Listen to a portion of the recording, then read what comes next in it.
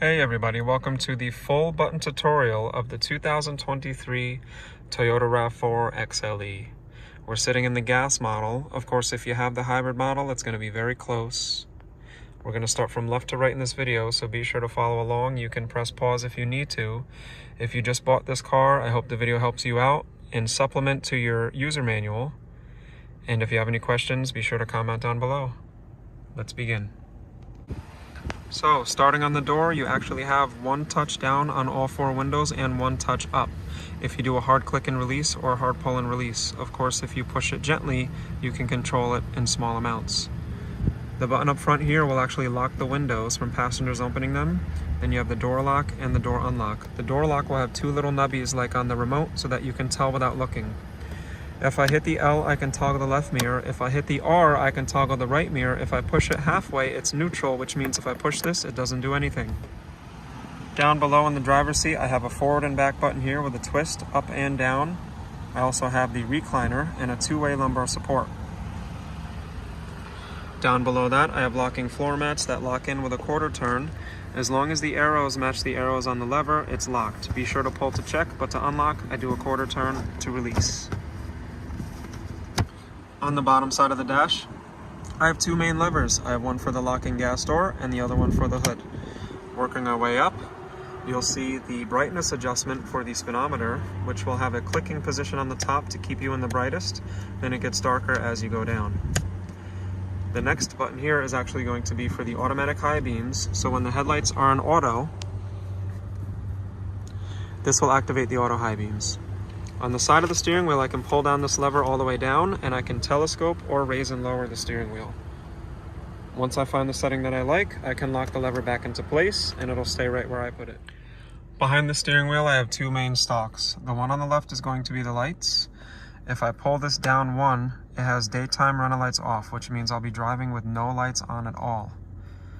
The next position is going to be automatic, which is where the sensor on the dashboard will determine if I'm in a dark area or it's nighttime, and it'll light up the inside buttons, turn on the main headlights, and kick on the taillights. If I leave it in auto during the day, it's going to have daytime running lights on and leave no other lights on, so I have better visibility from other people seeing me. The third position is parking lights. The interior buttons will light up a nice light blue. My taillights will be on, and the front lights will be dim. There'll be two little bars of LED just to reveal my position so that people can identify me, but I can see the inside. This is going to be the headlights. So if you don't like using the auto position, or say it's raining during the day and you want all the lights on now, you have the choice to turn everything on now. Remember, with the auto high beams selected on, the auto system actually doesn't need to be pushed forward anymore for the high beams to become automatic. It's automatic the way it is, and if you push forward, it will bypass that, putting on the high beams even though they were set to automatic. So to leave it in auto, keep it back here. Oh, and another fun little tip that most cars have now, for the turn signal, if you do a little click and release, it'll actually give you 3 blinkers for merging lanes on the highway. Nice and easy. Onto the right stalk, I have a couple different downward click positions. If I lift it up once, the wiper will just go once. But if I click it down once, it's going to be intermittent. That means once in a while. I can change how often they go when they're in the intermittent phase with this ring. If I click it down again, it's low. And if I click it down again, the wipers are going to be high. This section here is for the rear wiper on the back windshield. It's in the off position now. If I click it forward once, it'll go once in a while. Unaffected by this, it just goes once in a while. If I click it to the second position here, well, technically the third position, it's going to be on, going slow and steady. On the top of that stalk, you'll see a couple symbols. That's for your front and rear washer. So if I pull this towards me, that's the symbol for the front windshield. If I push it away, that's the symbol for the back windshield. On the steering wheel, all the buttons are in the front. There are no buttons in the back, so I have two main pads. The left pad here will have the arrows that I can go back and forth for the menus in the MID. I can also go up and down through the pages. I can select a menu or page or go back. So just to demonstrate, as I hit the left, you'll see I'm going to go through the different menus on the bottom. Each icon will pop up. Once I get to a menu, I can go up and down through different pages. And then I can hit select and back. These only operate the MID. They don't do anything on the main screen here. This button here will be to either connect a phone or to make a phone call. And then this will change the volume to the music or volume to the phone call that I'm on. And this button is great because if I push it once, it's going to activate the Toyota audio assistant. But if I push and hold, you see Siri pops up, or Google Assistant, whatever interface you're using. So that's great for doing audio commands with the car. On the right side of the steering wheel, the main bread and butter is going to be the dynamic radar cruise control. To set the cruise control, I push the little car button with the speedometer, and I'll get a little symbol here on the top left. Let me turn it off by pushing it again. If I push and hold that button, the car goes away and the arrow goes to the left. That's the regular speed cruise control. So that's the cruise control that's actually not going to sense anything and stop. So you have a choice between the new one or the old one. Once I hit that button once, it'll say radar ready. I can set it with the set button. Then I can increase speed with the plus or decrease speed with the minus. It'll show the speed on the MID. I can cancel it like this, or I can turn it off with the brake. But when I'm in that dynamic radar cruise control, the car will brake or speed up for me. Of course, I can use the following distance setter between 3 different sensitivities to change how close it follows the car in front of me. And with the lane departure alert, for regular driving, it'll have the steering assist that will steer me back in my lane. But when active in the cruise control, this lane departure alert has lane trace assist, which will try to keep me in the center lane. It's not a self-driving car. So if I don't hold the steering wheel, you might see it steer a little bit in the highway. It's going to eventually alert you to grab the steering wheel because it's not a self-driving feature, guys. Keep that in mind. The bottom 2 buttons are focused on music, which has a little bit of symmetry with this side. The bottom 2 buttons here are going to be the seek and track for your songs, and then I have the mode. When I push mode, it'll go through AM, FM, Bluetooth, Sirius, etc. If I push and hold, it's a secret pause/mute button, which is pretty cool. That sums up the steering wheel. Let's move on to buttons by the shifter. So, buttons by the shifter. The P that lights up is the automatic parking brake. When I take it out of park, it goes dark and it disengages. I can also tell because up here, I don't see it say park in red. When I put it back in park, within 2 seconds, it'll re-engage, and you'll see it says park in red right down here in the bottom left. That's how you know the parking brake is on. It does it all on its own. You don't have to worry about it. You'll feel a slight pulse in the brake pedal, and you might even hear a little robotic sound because it's an electronic application. For the hold button, that allows you to come to a stop at the drive-thru or the lights if you're doing some busy city driving, and actually take your foot off the brake while the car's in drive. You have to be buckled up, so let me demonstrate. When I push the button, up top here on the MID, you're going to see it says hold. Now I'm going to put it in drive. Ready? My foot's on the brake. You're going to see it says hold in gold right over here. When I see the gold right over there, I can take my foot off the brake, even though I'm in drive. When I give it a little bit of gas, you're going to see the gold goes away and the car moves forward. But when I come to a stop again, as soon as it's gold, I can take my foot right off that brake.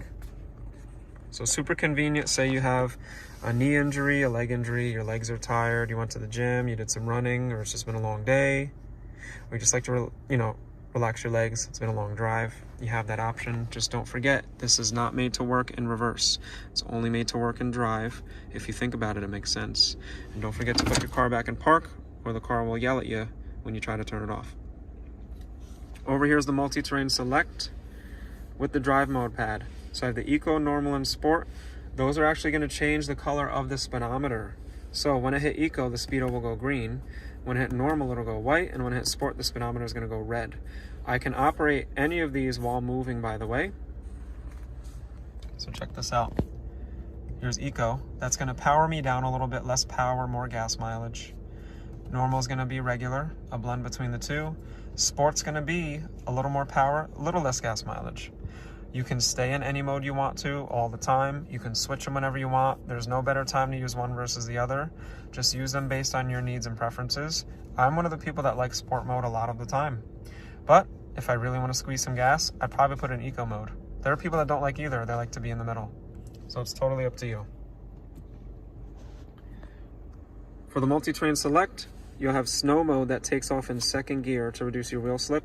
That's all that does. And they brought the snowflakes back, guys. So let me zoom in here. Snowflakes pop up on the top left, the top right. Let me turn that one off. There we go. Got the snowflakes back. They did away with those for a while. And also says snow right over here next to sport. So you can combine them. The mud and sand, which is next, will turn it yellow, the color of sand, and give you a little sand effect on the bottom. Notice how it turns off the skid control and it turns off the pre-collision, which makes sense because you're likely going to be sliding around in sand. There's no need to stop your momentum, which is precious in the sand. You got to drive at your own risk. And remember, do your research before you go in the sand. There are a lot of specifics about driving in the sand. It might not be worth it if you're not well versed. Moving on to rock and dirt, you get the rocks and it turns like a rocky purplish gray color. Really cool how you get the color coordination, which is something you used to not get fully. It makes you be able to identify things very easy. It'll say rock and dirt over here, picture the rocks and the rock color ring. Of course, you have all your safety systems working there. And that's just gonna change the way the all-wheel drive system works a little bit to enhance your grip for climbing over some rocks. I wouldn't recommend any heavy-duty rock crawling like you see some of the trucks and 4Runners do, but if you're on a pretty rugged gravel trail, this will take it and the rock and dirt might help you. Then you just push it again to take it out, or sorry, you go to normal mode. So say I'm in sand and I want to get out of it, I just hit normal. Now say I was in sport and snow and I want to get out of sport mode, I just hit normal and it'll keep me in snow mode. But if I'm in sand and I hit normal, it takes me out completely. If I'm sand and I go to sport, I can't combine them. See that, guys? If I go to rock and dirt and sport, can't combine them. So snow mode is the only mode that combines with the 3 different drive modes. Your mud and sand do not combine. It's pick or choose. Got it? Cool. So these are the buttons by the shifter. Like I mentioned earlier, you can go down to drive. If you saw the review video, you can shift it over to the S and you can toggle up or down in all 8 real gears in the 8-speed transmission, which you'll see on the bottom of the MID. Great for controlling your revs. Say you're going up that steep hill and you want to do 20 miles an hour at 2,000 RPMs in gear 2 and you want to use momentum, you have the choice. To get out of it, you just go over, up, and the parking brake kicks in, done.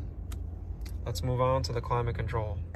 So for Toyota's RAV4 climate control, if you've seen the RAV4 before, this is nothing new, but if you're new to it, you have these 2 huge knobs with the rubberized finish here that operates your dual zone climate.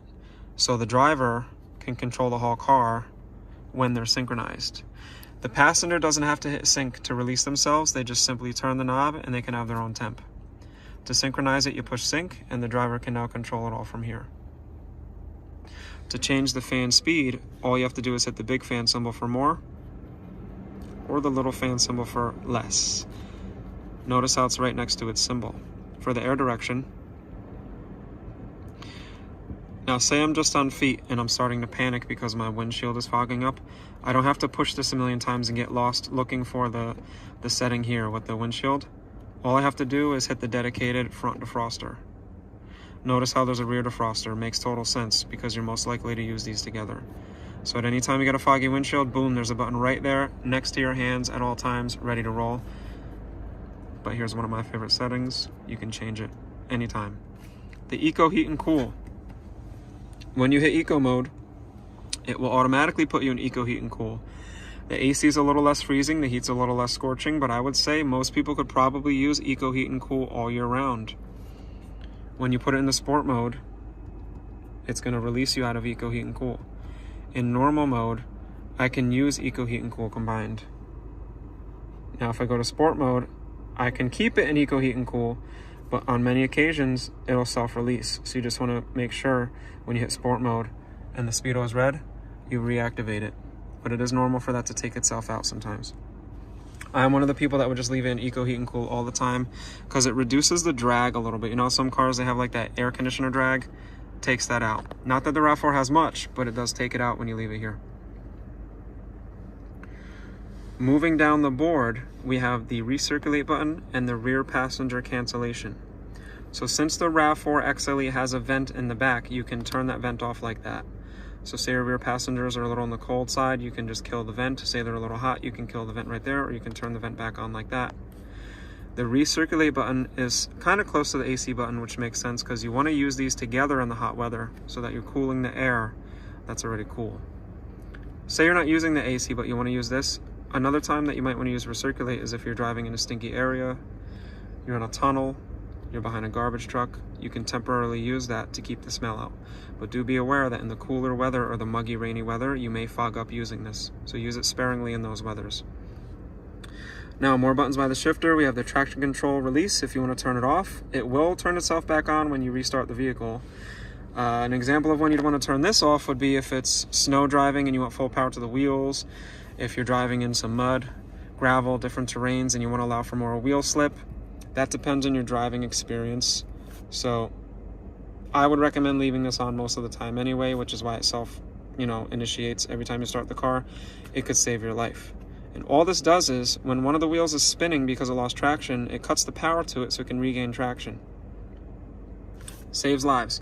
Moving on to this, the gas models have a feature like most new cars where the engine and the car both turn off at the red light to save gas, keeping a ghost version of this on running on the battery and the screen.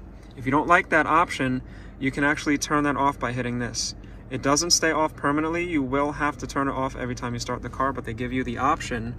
If you have the hybrid RAV4, you don't have this button because the hybrid RAV4's engine turns off at the red light, but the car does not. The gas model is different. That's why you have the button. So when you push this, you're going to see it in like a pumpkin orange right over by the time.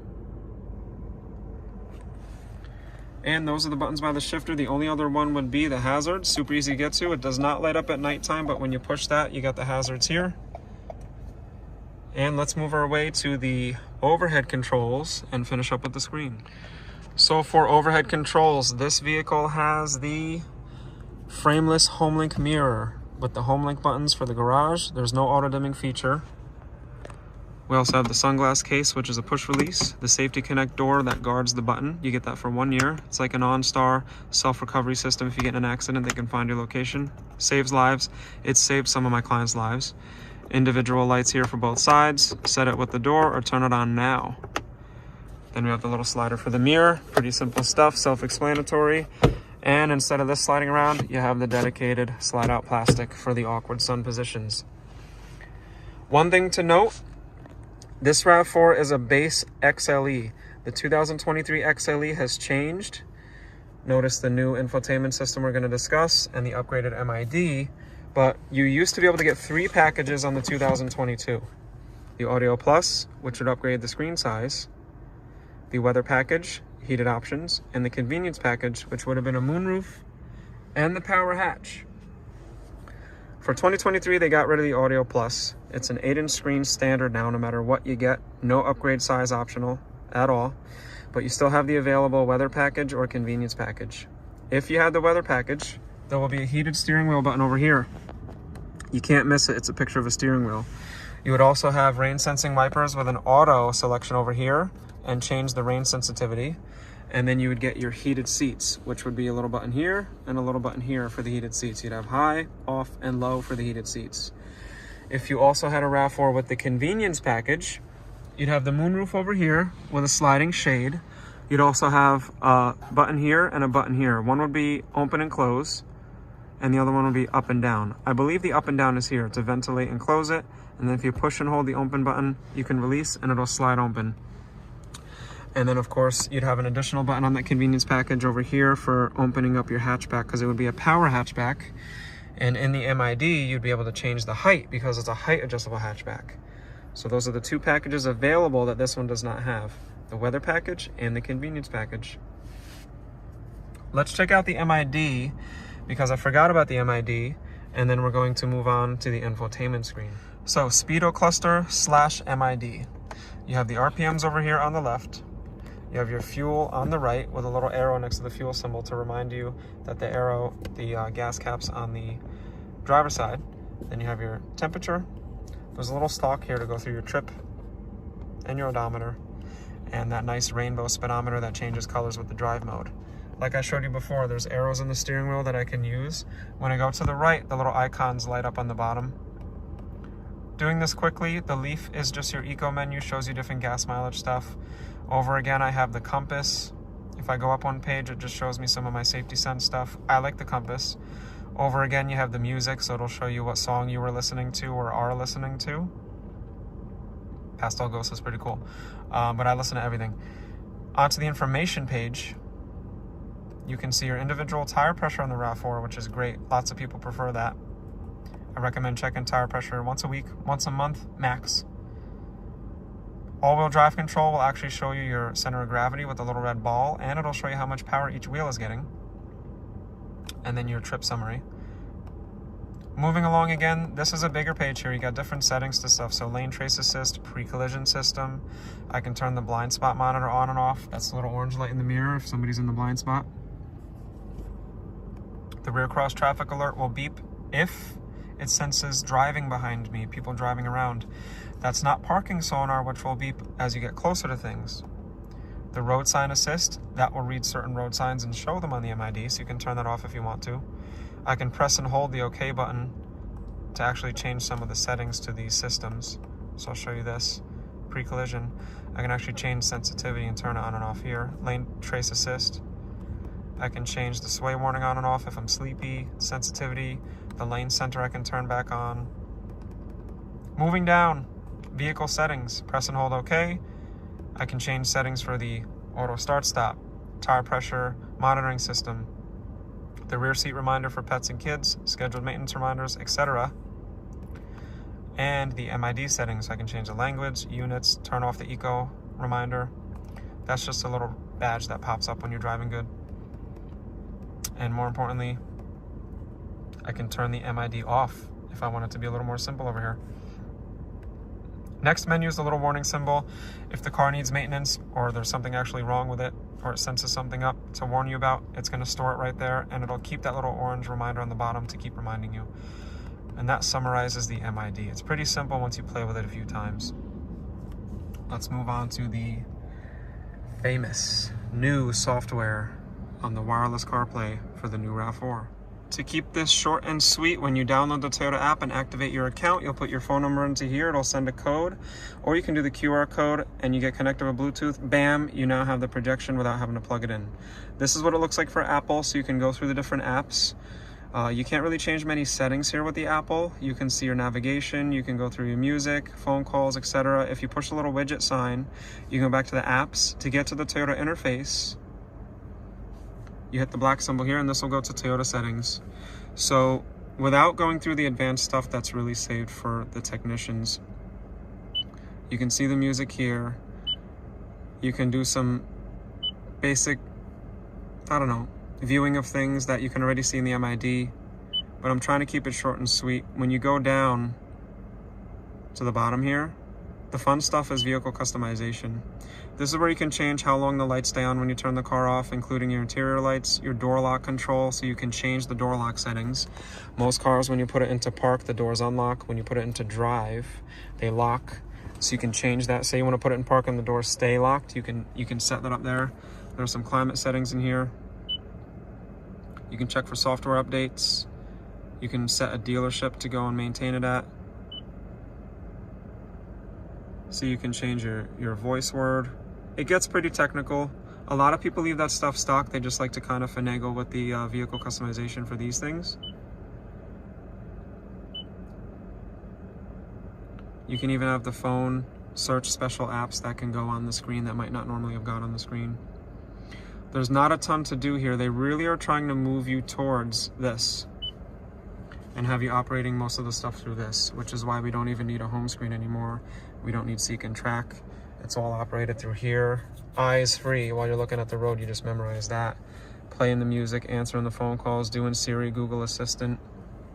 No, I'm not going to show you my personal apps. I'm not going to show you my songs. But that's the basics there. Now, like I said, you can change some of the stuff here. You can even use the Toyota navigation that they want you to sign up for a subscription. I would say check it out. It's definitely worth checking out. It's really nice. But I will probably admit most people are probably just going to do this. And yeah, it's not as long. You'll notice if you've seen my other tutorial videos, it's not as long and drawn out as the last infotainment system software. It's much more mainstream. It's much more ergonomic. It's faster. It's streamlined, it's nicer.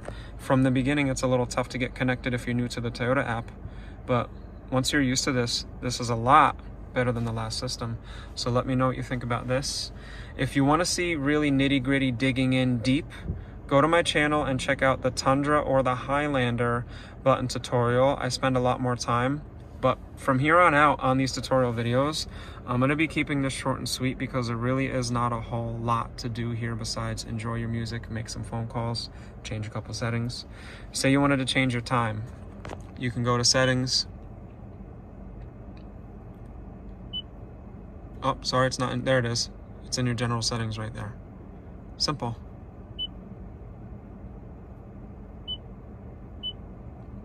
It's pretty much all you're going to want to do. So that concludes the 2023 Toyota RAV4 XLE tutorial. I hope you liked it and I hope it was useful. I tried to keep it as short and sweet as I could without skipping stuff. Let me know down below if it helped you. Please share with friends or family that may benefit, and do consider subscribing if you are not already subscribed. I promise to give you quality Toyota content through and through, year after year. Thanks again, everybody. I will see you in the next video. Peace.